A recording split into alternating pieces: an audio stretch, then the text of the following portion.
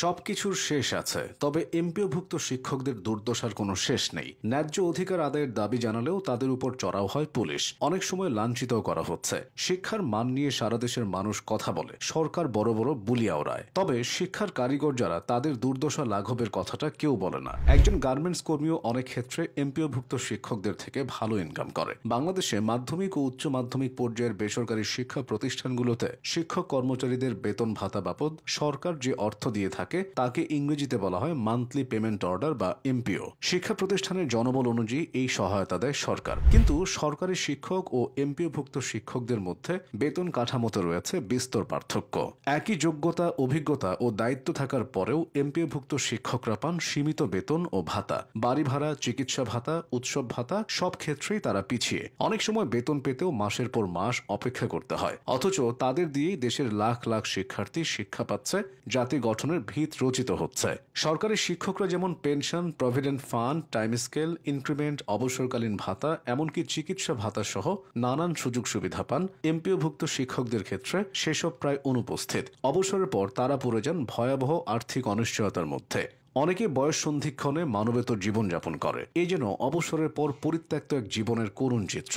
মাধ্যমিক স্কুল কিংবা মাদ্রাসায় সহকারী শিক্ষক হিসেবে চাকরিতে প্রবেশের সময় মূল বেতন 12,500 টাকা, এর সঙ্গে 1,000 টাকা বাড়ি ভাড়া, 500 টাকা চিকিৎসা ভাতা এবং বিশেষ প্রণোদনা 1,000 টাকা যুক্ত হয়। আর মূল বেতন থেকে অবসর ও কল্যাণ ট্রাস্টের নামে 10% কেটে রাখা হয়। সব মিলিয়ে একজন সহকারী শিক্ষক বেতন পান 13,750 টাকা। কলেজের ক্ষেত্রে মূল বেতন 22,000 টাকা, এর সঙ্গে 1,000 টাকা বাড়ি ভাড়া, চিকিৎসা ভাতা 500 ও বিশেষ প্রণোদনা অন্তত 1,000 যুক্ত হয়। আর মূল বেতনের 10% কেটে রাখা হয়। সব মিলিয়ে একজন প্রভাষক বেতন পান 22,300 টাকা। চাকরির অন্যান্য সুবিধা নিজ নিজ প্রতিষ্ঠান থেকে দেওয়ার কথা থাকলেও দেশের বেশিরভাগ প্রতিষ্ঠান থেকে তা দেওয়া হয় না। ঢাকা বা বিভাগীয় শহরে একজন এমপিওভুক্ত শিক্ষকের যে বেতন, প্রত্যন্ত গ্রামের শিক্ষকেরও একই বেতন, কিন্তু ঢাকা আর গ্রামে থাকা খাওয়ার খরচ এক নয়। সাধারণত সরকারি বেসরকারি চাকরিতে বাড়ি ভাড়া মূল বেতনের 45%, তবে অবস্থাগত কারণে তা বেড়ে 70% পর্যন্ত হয়। এক্ষেত্রে এমপিওভুক্ত শিক্ষকদের শতাংশ হিসাবে বেতন দেওয়ার কোনো পদ্ধতি নেই। সব মিলিয়ে তাদের বাড়ি ভাড়া 1,000 টাকা।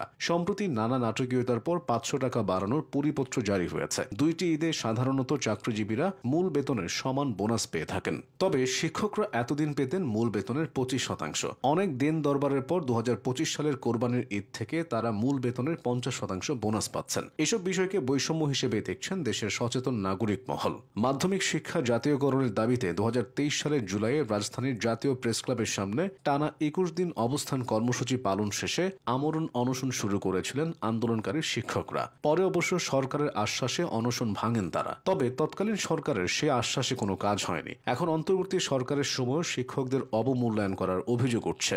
2025 সালের ফেব্রুয়ারিতে ঢাকায় শিক্ষকেরা প্রতীকী অনশন কর্মসূচি পালন করেন।